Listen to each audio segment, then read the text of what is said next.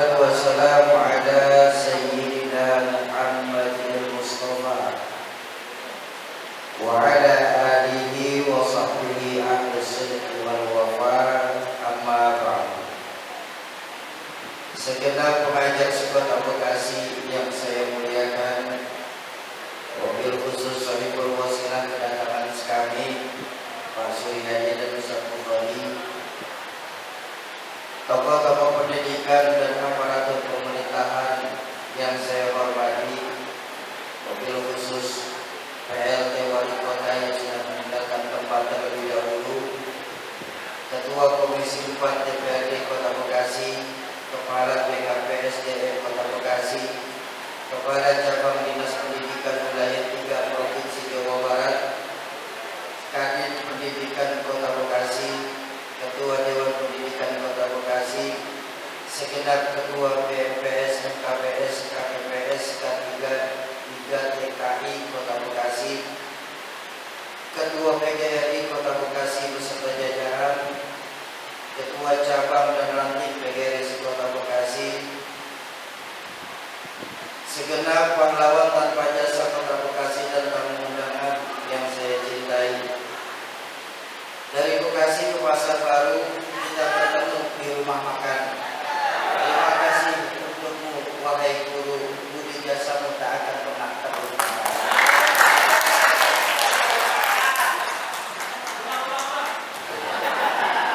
Saya pulang saya.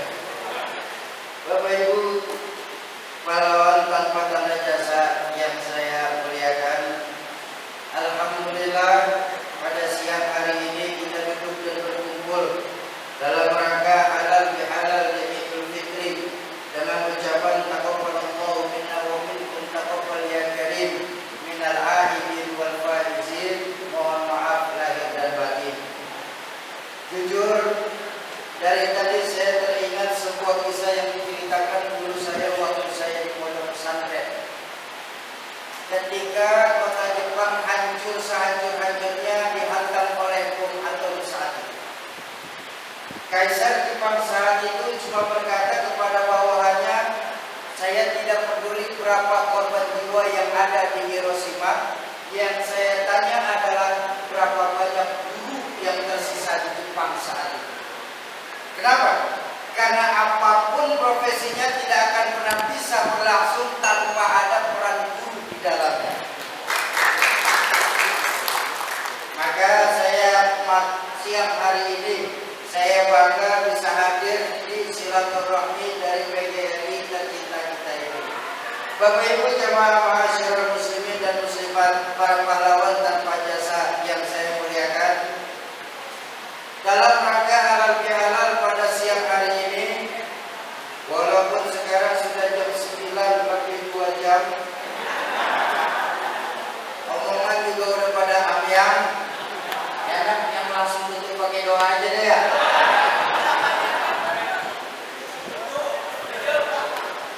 Baik, dalam rangka halal bihalal pada siang hari ini, saya ingin menyampaikan yang sering kita lupakan, ucapan dari orang tua saya, Rahmatul Abrar Izin bin MZ. Beliau pernah mengajarkan begini dalam rangka halal bihalal ini. Sungguh ada satu amal di mana nilai dosa tidak pernah Allah kasih tahu.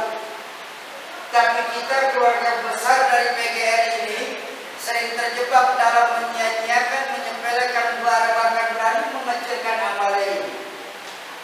Padahal di amalia ini nilai dosanya Allah nggak pernah kasih tahu. Tapi kita sering terjebak dalam menyia-nyiakan amalia ini. Apa? Amalia yang tidak ada takaran dosa. Ada teman saya nanya, begini, apa?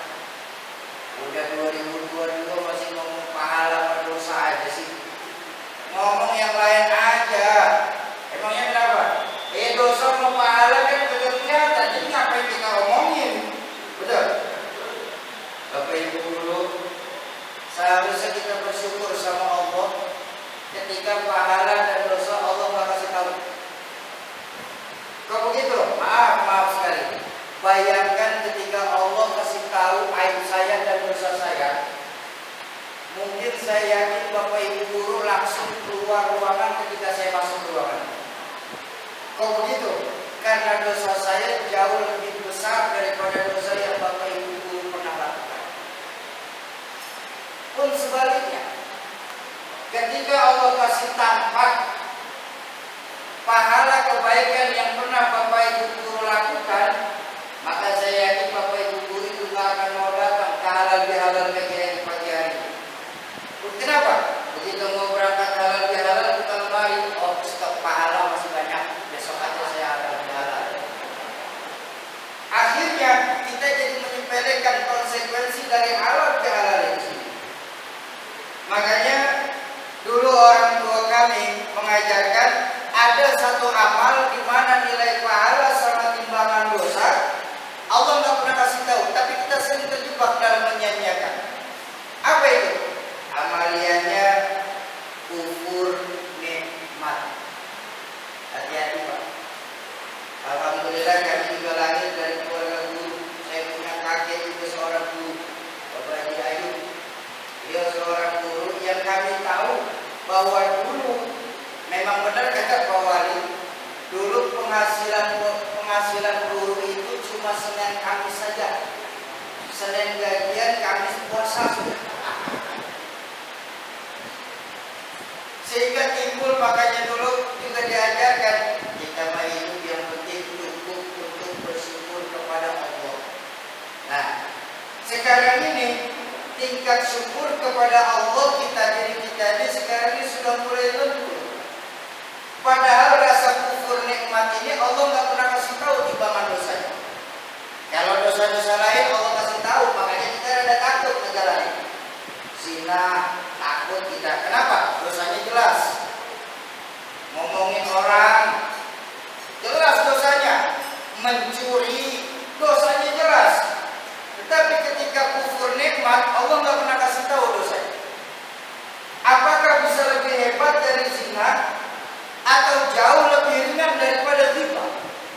Karena dalam Al-Quran Allah hanya mengingatkan la in syakartum la azidannakum. Kalau kau bersyukur maka aku akan tambah nikmatku, kata. Wala in kafartum, tapi apabila kalian kufur akan nikmat-nikmat yang aku berikan.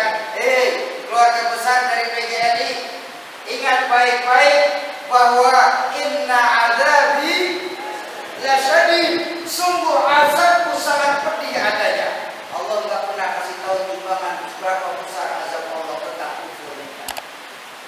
Makanya maaf Bapak Ibu sekalian, ayo kita jujur.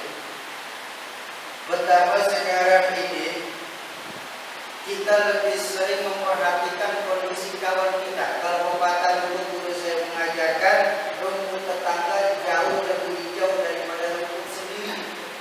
Betul? Padahal kita sering lupa bahwa pelangi itu selalu adanya di atas kepala orang, tidak pernah di atas kepala kita. Artinya apa? Yang enak menurut kita belum tentu enak menurut orang. Yang tidak enak menurut orang pun belum tentu enak menurut kita. Jadi nikmat itu adanya di mana? Nikmat itu kembali kepada hati, mengembalikan lagi nilai-nilai keimanan kita kepada Allah Subhanahu. Ayo, Ramadan kita sudah mengajarkan 1 bulan kemarin. Ramadan ini kawan candra dibukanya untuk umat Islam, bulan pelatihan yang dalam ibadah Ramadan kita kuat untuk tidak menahan lapar dan haus, kita kuat untuk menahan emosi kepada anak didik kita kuat untuk tidak memujikan kepada orang. Kenapa di luar Ramadan sifat-sifat kesetanan kita mesti balik lagi? Padahal 1 bulan kita beribadah dalam Ramadan ini untuk menanggung dan mengaji 11 bulan setelah memperingati Ramadan ini. Makanya sesuai dengan tradisi guru-guru kita, ketika sudah selesai Ramadan, hubungan kita kepada Allah baik, tapi hubungan kita kepada manusia seringkali kita lupakan.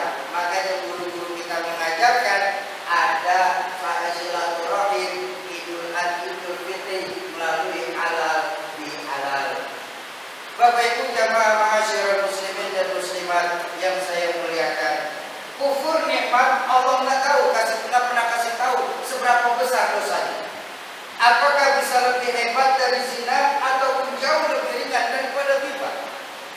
Tapi buat kita untuk introspeksi saja, khusus untuk saya pribadi, bahwa saya pernah ngaji sama guru saya, diajarkan dalam kitab Al-Qudsiyah. Allah pernah berfirman dalam hadis qudsi itu, "Man lam yashkur ala na'mai." Barang siapa yang tidak pernah bersyukur atas nikmat-nikmat yang aku berikan. Nih, saya tanya sekarang, boleh saya tanya? Boleh saya tanya? Kalau dulu saya lagi sekolah, saya sering ditanya sama guru-guru. Maka siang ini sayalah yang akan bertanya kepada guru-guru. Boleh saya tanya? Bapak Ibu guru, dalam hidup kita lebih banyak mana? Syukur kita atau kufur kita? Ya, gak kompak. Saya tanya lagi. Dalam hidup kita lebih banyak mana? Syukur kita atau kufur kita? Alhamdulillah. Yang bilang syukur, alhamdulillah. Yang bilang kufur, Bapak guru luar biasa. Yang bilang syukur, saya tanya lagi. Maaf, saya keluar dari podium aja ya. Yang bintang tadi syukur, lebih banyak syukur, saya tanya. Yakin lebih banyak syukurnya? Yakin? Mau saya kasih ajarin hitung-hitungannya? Saya ajar akhir ini Pak Guru lagi senang hitung soalnya. Karena saya diajarkan sebuah makalah yang di awal diucapkan oleh Sayyidina Umar bin Khattab. Sayyidina Umar pernah mengajarkan hasibu qabla an tuhasabu. Biasakan kita ngitung amal kita sendiri di dunia ini sebelum nanti Allah yang akan menghitungnya. Dan hitungannya juga simpel. Begini, dari 24 jam yang Allah berikan kepada masing-masing kita, kan kita semua dikasih 24 jam ya. Betul? Ada di sini yang dikasih 23 jam. 25, 23 setengah. Ada, berarti sepakat dulu. Kita semua dikasih 24 jam. Mulai dari bangun tidur sampai tidur kembali. Bahkan tidur itu sendiri bagian dari nikmat Allah. Tapi maaf, sudah diulang-ulang dalam Al-Quran berpuluh-puluh kali Allah berfirman, "Fabi ayyi ala'i rabbikuma." Berapa banyak nikmat-nikmat Allah yang sering kita dustakan. Nikmat baru terasa ketika sudah mulai berkurang atau sudah hilang sama sekali. Maaf. Kita baru bisa merasakan nikmatnya tidur saat mata kita tidak bisa terpejam. Betul. Kita baru bisa merasakan nikmatnya makan saat gusi kita lagi bengkak. Dan kita baru bisa merasakan nikmatnya bernafas dengan lega saat hidung kita sudah lagi terkena flu atau sudah ditutup oleh masker. Tapi ketika mata kita bisa terpejam dengan lelah, mulut kita bisa mengunyah dengan nikmat, hidung kita bisa bernafas dengan lega, pernahkah kita bersyukur atas apa yang sudah Allah berikan kepada kita? Contoh saja, gini. Saya punya Umi Hajah Siti Fadilah binti Haji Ayu. Tahun lebih kemarin beliau sudah wafat. Mudah-mudahan Allah ampuni dosa. Amin. Cuma yang saya mau ajak bicara begini buat saya pribadi. 2 bulan sebelum beliau wafat, beliau itu sudah mulai aktif menggunakan tabung oksigen untuk bantuan bernafas. Kami, anak beliau, rata-rata mempersiapkan 2 tabung oksigen. Karena kalau lagi datang sesak nafas ya, 1 tabung itu cuma 1 jam saja. Harga 1 tabung oksigen 100.000 rupiah.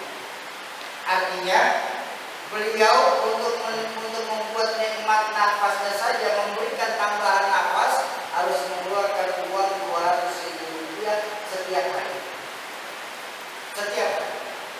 Pernahkah kita berpikir Allah memberikan kita nikmat oksigen 24 24 jam non-stop free of charge. Betul? Bayangkan ketika Allah kenakan pajak lewat Kementerian Keuangan soal pajak oksigen yang kita hidup. 1 jam oksigen 10.100.000. 24 jam kita hidup 2,4 juta rupiah. 1 bulan kita hidup hampir 70 juta rupiah. Bayangkan dari pertama kita lahir ke dunia sampai sekarang ini berapa ratus miliar yang harus kita keluarkan hanya untuk bernafas saja. Tapi pernahkah kita bersyukur atas nikmat oksigen yang Allah berikan kepada kita? Yakin masih banyak syukurnya?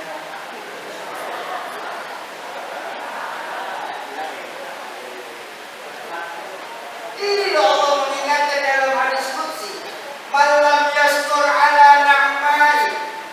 Barang siapa yang tidak pernah bersyukur atas nikmat-nikmat yang aku berikan kepada mereka, wala yasbir ala balai, dan mereka juga tidak pernah bersyukur atas nikmat, atas musibah yang aku timpakan kepada dirinya. Ini kan kita juga kayak gitu dalam kasihnya. Ya Allah, sorry, apa kita sholat rajin, maksiat jauh, sama ibu juga doyan, sama pengajian hadir, sama ulama dekat. Tapi ngapa ya Allah kok sini berganti ngasih musibah ke keluarga saya ya? Ini Allah kagak sayang nih sama saya nih. Nah, itu salah satu bukti kita nggak sabar. Kok begitu? Kita sering lupa ketika kena musibah. Janji Allah dalam Al-Quran berfirman, la yukallifullahu nafsan illa wus'aha. Sungguh Allah tidak akan memberikan bencana kalau kita manusia tidak sanggup melewatinya. Karena sifat Allah mengajarkan, wa mallahu zulman lil ibad. Sungguh Allah tidak akan pernah berbuat zalim kepada makhluk-makhluknya. Yang terpenting adalah apakah dengan musibah kita bisa bercermin pada musibah yang menimpa kita ini. Bukankah musibah itu ada 3 jenis? Ada musibah sebagai ujian, ada musibah sebagai teguran, ada musibah sebagai hukuman. Tipikalnya kayak bagaimana? Kalau orang baik-baik dapat musibah, ya orang baik-baik itu Bapak Ibu guru sekalian, saya yakin Bapak Ibu guru keluarga besar PGRI orang baik semua, amin. Kalau keluarga besar PGRI dapat musibah, itu namanya ujian. Kenapa diuji? Karena mau Allah angkat derajatnya. Di mana-mana kalau mau naik kelas kan harus lewat proses ujian, betul? Tapi kan Bapak Ibu guru sendiri mengajarkan kuncinya ujian itu 2. Apa? Lulus, lolos, lalu Allah angkat naik derajat kita. Betul? Itu kalau orang baik-baik yang keluarga besar PGRI, amin. Tapi kalau orang setengah-setengah dapat musibah, orang setengah-setengah yang ada di hadapan Bapak Ibu guru sekalian, saya orang setengah-setengah, sholat rajin, maksiat tekun, ngaji setengah jam, ngomongin tetangga sejam setengah, sedekah mau nyolongnya lebih banyak dari yang disedekahin.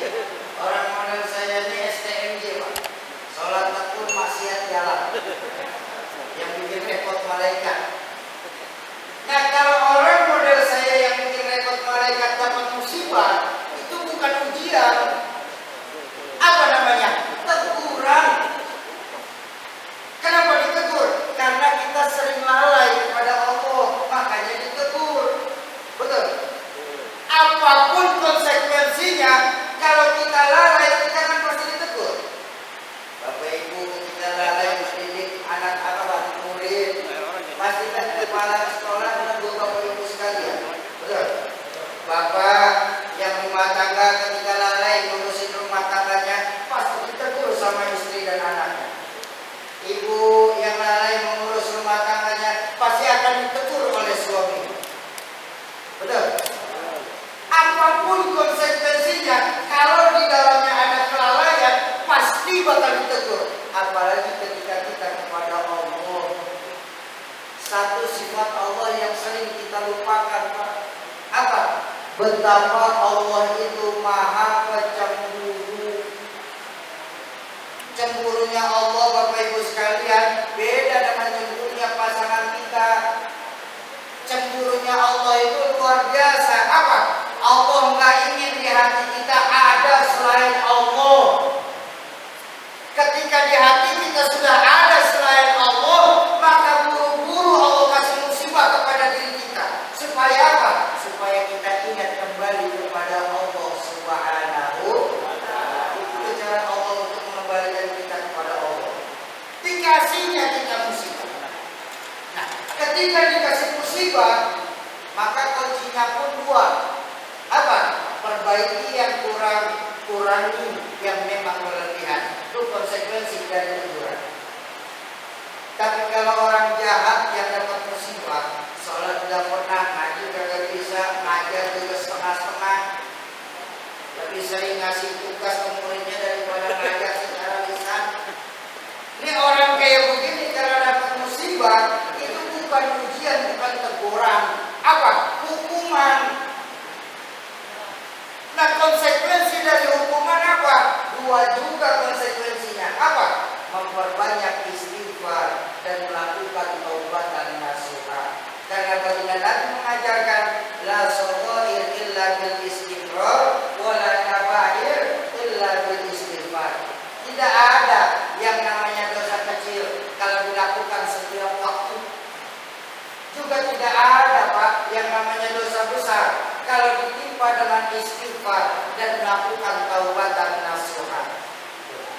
Barang siapa yang tidak pernah bersyukur atas nikmat yang aku berikan, dan mereka tidak juga bersabar atas musibah yang aku berikan, apa anjuran Allah tentang dua perkara ini? Firman Allah dalam hadis qudsi, "Falyakhruj min tahtis samai." Silakan kalian keluar dari kolom langitku. Keluar kalian. Enggak pantas kalian berada di kolom langitku. Keluar, enggak sudi aku melihat kalian.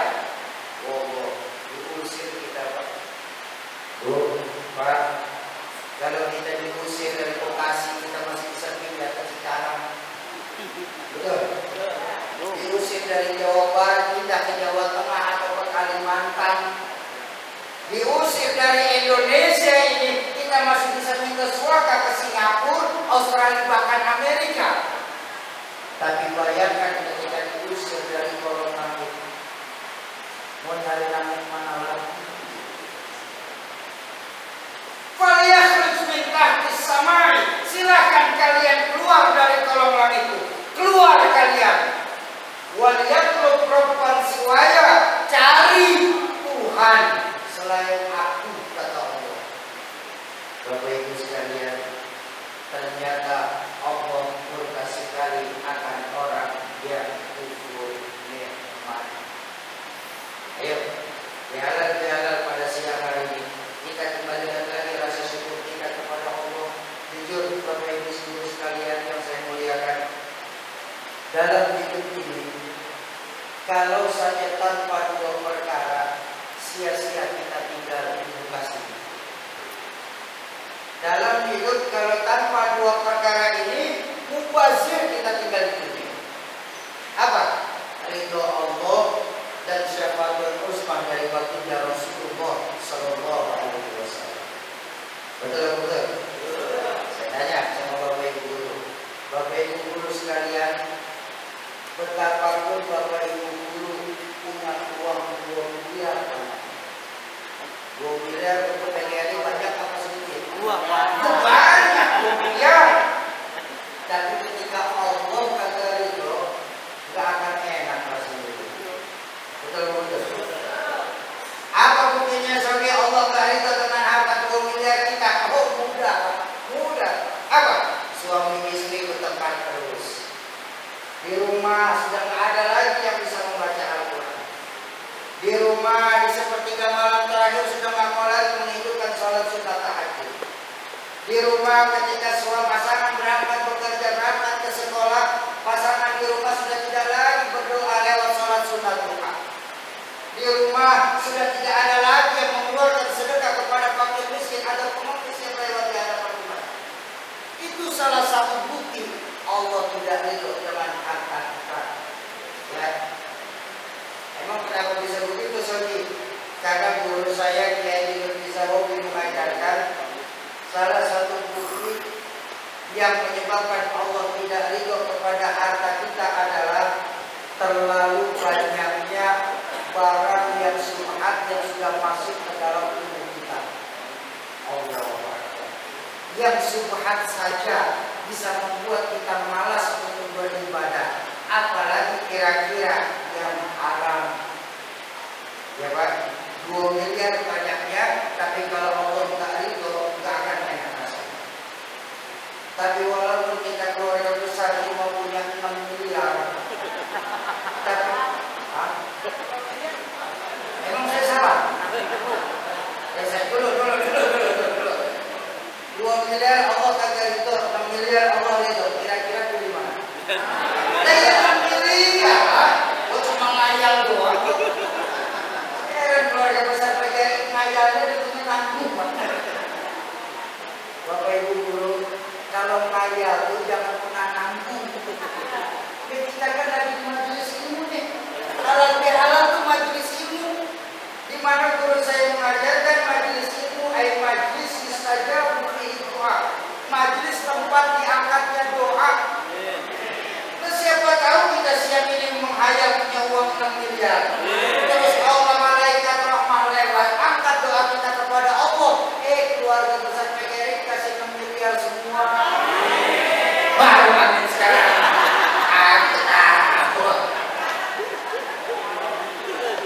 Alamin adalah membuat manusia Indonesia pintar, tapi tidak membuat manusia Indonesia jadi benar. Kenapa? Hanya otak yang diisi, sedangkan hatinya kosong dari pancaran sinar-sinar keimanan. Jujur saya teringat sebuah hadis baginda Nabi pernah bersabda, saya di zaman anak ummati la yabqa minal Islam illa ismuh wa la yabqa minal Qur'an illa rasmuh masajiduhum amirah wa hiya qaramin minal huda. Akan datang nanti zamannya di tengah-tengah umat ini di mana Islam cuma dikenal sebatas cerita. Artinya apa? Islam banyak, tapi karena tidak ada pendidikan agamanya, Islam cuma banyak sebatas kuantitas, tidak secara kualitas. Quran hanya dikenal sebatas tulisannya saja. Kita lihat sekarang ini berapa banyak orang Islam yang tidak bisa mengaji Al-Quran. Betul? Dari 100% penduduk Islam di Indonesia ini, kata guru saya Kiai Syarif Ahmad, dia mengajarkan bahwa tidak lebih hanya 52% saja yang bisa membaca Al-Quran secara aktif. Artinya masih lebih dari 40% saudara-saudara kita muslim di luar sana tidak bisa membaca Al-Quran atau mengalami tahun hijriyah. Bukan hanya dikenal sebatas itu. Masjidul Amir, masjid-masjid bagus, besar, tapi kosong dari pancaran sinar hidayah. Ayo halal